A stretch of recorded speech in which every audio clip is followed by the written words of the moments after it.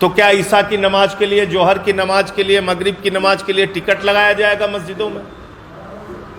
वक्फ की जमीनों में कब्र है, तो कब्र में दफनाने के लिए क्या वहां टिकट लगाया जाएगा? इमाम बाड़े हैं, क्या वहां टिकट लगाए जाएंगे? कैसे आमदनी है, मुझे नहीं समझ में आ रहा है।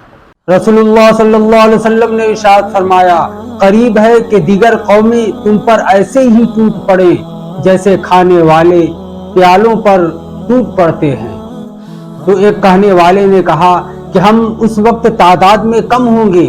आप सल्लल्लाहु अलैहि वसल्लम ने फरमाया, नहीं, बल्कि तुम उस वक्त बहुत होगे, लेकिन तुम सैलाब की झाग के मानिंद होगे। अल्लाह ताला तुम्हारे दुश्मन के सीनों से तुम्हारा खौफ बिल्कुल निकाल देगा और तुम्हारे दिलों में वहन डाल। तो एक कहने वाले ने कहा, अल्लाह के रसूल, वहन क्या चीज है? आका सल्लल्लाहु अलैहि वसल्लम ने फरमाया, यह दुनिया की मोहब्बत और मौत का डर। तो आज देखो, करोड़ों बल्कि अरबों मुसलमानों के बावजूद गजा आखिरी सांसें ले रहा है और दुनिया के हर कोने में बल्कि हर मुल्क में मुसलमानों को दबाने की कोशिश की जा रही है, मुसलमानों की हक तलफी की जा रही है, मुसलमानों के जायदाद को लूटने की कोशिश की जा रही है और जो मुसलमानों की मिल्कियत है उसको हड़प करने की कोशिश हो रही है। दोस्तों, जैसा कि आप इस मुल्क, इस हिंदुस्तान में आप सबको मालूम है कि वक्फ बिल जो पास हो रहा है ये क्या है और इसके नताइज क्या होंगे। यानी ये सरासर और खुल्लम खुल्ला मुसलमानों के जमीनों को, मुसलमानों के जायदादों को हड़प करने की कोशिश की जा रही है, जबकि ये जमीनें मुसलमानों की है। हमारे दादा परदादा ने, हमारे पुरखों ने मुसलमानी ने दान में की हैं। जो मुसलमानों का दान किया हुआ जमीन है कि इसको मुसलमान इस्तेमाल करेंगे और यहाँ पे मस्जिदें बनाई जाएंगी, इस जमीन पे मदरसे बनाए जाएंगे और मुसलमान सुकून से नमाज पढ़ सकेंगे और मुसलमान सुकून से कुरान पाक की तिलावत कर सकेंगे। और ये ज़मीनें दान की गई हैं ताकि यहाँ पर मदरसे बनाए जाएंगे और मुसलमान के बच्चे यहाँ तालीम हासिल करेंगे। इसी तरह से कब्रिस्तान की ज़मीन है, इमाम बाड़े की ज़मीन है, खानकाहें हैं, जो बहुत सारी मुसलमानों की ज़मीनें हैं, एक ऐसी साजिश के तहत जिसको हड़प करने की कोशिश की जा रही है। आप फोटो देख रहे हैं, ये संजय सिंह है, इन्होंने वक्फ बिल के ऊपर एक बहुत ही अच्छा और बहुत ही बढ़िया खुलासा किया है, ये हम सबको सुनना चाहिए। तो पहले आइए संजय सिंह के पूरी बात को और पूरी वजाहत को जो वक्फ बिल पर होना है और जिससे होने से क्या होगा और सरकार की क्या नीति है, सब कुछ मालूम हो जाएगा। तो आइए पहले संजय सिंह की बात को सुनते हैं। अभी वक्फ बिल की चर्चा हो रही है, बीजेपी ने कहा हम वक्फ बिल लेके आएंगे। मैं आप लोगों के सामने कहना चाहता हूं, मैं जेपीसी का मेंबर था वक्फ बिल में, मैं आपके सामने कहना चाहता हूं, अगर बीजेपी वक्फ बिल लाएगी तो वो मोदी जी की सरकार गिर जाएगी। अगर बीजेपी वक्फ बिल लेके आएगी तो मोदी सरकार गिर जाएगी, क्योंकि चंद्रबाबू नायडू ने, नीतीश कुमार ने, चिराग पासवान ने, जयंत चौधरी जी ने, सब ने मिलके अल्टीमेटम दे दिया है। और क्यों दिया है? क्योंकि इनकी जमीन अपनी खिसकने लगी है। इनको लगने लगा है कि हमारा जनाधार खिसक जाएगा। वो चाहे नायडू जी हो, चाहे नीतीश जी हो, चाहे चिराग जी हो, चाहे जयंत जी हो, इनको सबको लगने लगा है कि हमारा तो मामला गड़बड़ हो जाएगा। इसलिए ये वक्फ बिल अगर मोदी सरकार लेके आई तो मोदी की सरकार गिर जाएगी, उनसे ये सारे लोग समर्थन वापस लेंगे, ये मैं कहना चाहता हूं। और वक्फ बिल के जो प्रावधान हैं उसकी मोटी मोटी बात आपके सामने रखना चाहता हूं। बार बार सच्चर कमेटी का जिक्र होता है, कहा जाता है कि सच्चर कमेटी की रिपोर्ट में लिखा है कि अगर वक्फ की संपत्तियों का सही सदुपयोग हो तो 12,000 करोड़ की आमदनी हो सकती है। तो मैंने कहा इसमें ज्यादा मेहनत करने की जरूरत नहीं, एक नीरव मोदी को पकड़ के लाओ, 20,000 करोड़ वसूलो उससे, 12,000 करोड़ वक्फ को दे दो, 8,000 करोड़ रुपए अपने पास रखो। और आमदनी कैसे हो सकती है?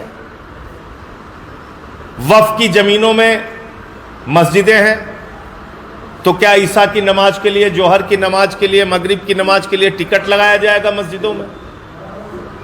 वक्फ की जमीनों में कब्र है, तो कब्र में दफनाने के लिए क्या वहां टिकट लगाया जाएगा? इमाम बाड़े हैं, क्या वहां टिकट लगाए जाएंगे? कैसे आमदनी है, मुझे नहीं समझ में आ रहा। दूसरी बात, जिस सच्चर कमेटी की रिपोर्ट का आप हवाला दे रहे हैं, उसी सच्चर कमेटी की रिपोर्ट में लिखा हुआ है कि लगभग 356 संपत्तियां इस देश के अंदर ऐसी हैं जहां पे सरकार ने कब्जा कर रखा है और उसको खाली कराई जानी चाहिए। तो हाफ ट्रूथ यानी कि अर्ध सत्य नहीं बोलना चाहिए, सुविधाजनक सत्य नहीं बोलना चाहिए, पूरा सच बोलना चाहिए। मैं जेपीसी में था, मैंने वो रिपोर्ट देखी है। फिर क्या लिखा हुआ है? खुद minority affairs ministry, inverted comma में बोल रहा हूं, माइनॉरिटी अफेयर्स मिनिस्ट्री ने हमारी कमेटी के सामने आके स्वीकार किया था कि सुप्रीम कोर्ट में मोदी जी की सरकार ने शपथ पत्र दिया है कि पूरे देश में जितनी भी वक्फ की संपत्तियां हैं उसमें से 99% संपत्तियां रजिस्टर्ड हैं, पंजीकृत हैं और ऑनलाइन हैं। यह खुद स्वीकार किया आपने। कहां स्वीकार किया? 2022 में सुप्रीम कोर्ट में।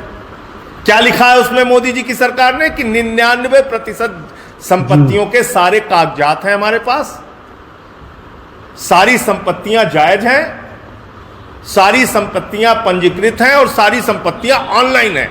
यह मैंने नहीं कहा, नरेंद्र मोदी जी की सरकार ने कहा। तो फिर क्यों झूठ बोलते हो कि वक्फ की संपत्तियों का हम उसको रेगुलेट करेंगे, उसको बहुत सही? अरे आप तो कह रहे हो कि 99% आप रेगुलेट कर चुके हो, आपके पास सारे कागज हैं, आप पंजीकृत कर चुके हो, आप ऑनलाइन कर चुके हो, आप उसका सर्वे कर चुके हो। तीसरी बात उस बिल में लिखा हुआ है कि एक व्यक्ति अगर 5 साल तक प्रैक्टिसिंग मुस्लिम रहेगा तभी वो मस्जिद के लिए या मदरसे के लिए दान कर सकता है। मुझे हिंदुस्तान ही नहीं पूरी दुनिया का एक कानून बताइए जिसमें यह लिखा हो कि दान करने के लिए आपको धार्मिक रीतियों का पालन करना आवश्यक है। एक पूरे दुनिया में कोई कानून बता दीजिए। अरे भैया, नास्तिक व्यक्ति भी दान कर सकता है जो किसी धर्म को नहीं मानता। आपने ऐसा कानून बना के रखा है, 5 साल का प्रैक्टिसिंग मुस्लिम।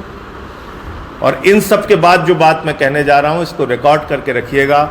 ये वो पार्टी है जिसने डिफेंस की जमीन प्रधानमंत्री के दोस्त को दे दिया अयोध्या के अंदर। ये वो पार्टी है जिसने राम मंदिर के चंदे में घोटाला किया और 2 करोड़ की जमीन 18.5 करोड़ में 5 मिनट के अंदर खरीदा और घोटाला करने का काम किया। जो प्रभु श्री राम के नाम पर जमीन में घोटाला और भ्रष्टाचार कर सकते हैं, अगर आज वक्फ का बिल पास होगा, कल मंदिरों की जमीनें कब्जाने का बिल पास होगा, फिर गुरुद्वारों की जमीनें कब्जाने का बिल पास होगा और चर्चों की जमीनें कब्जाने का बिल पास होगा।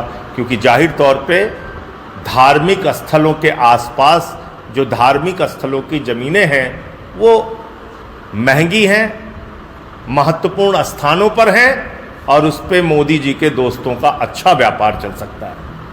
तो अगला मकसद इनका मंदिर, गुरुद्वारा और चर्च की जमीनें कब्जा करने का भी है।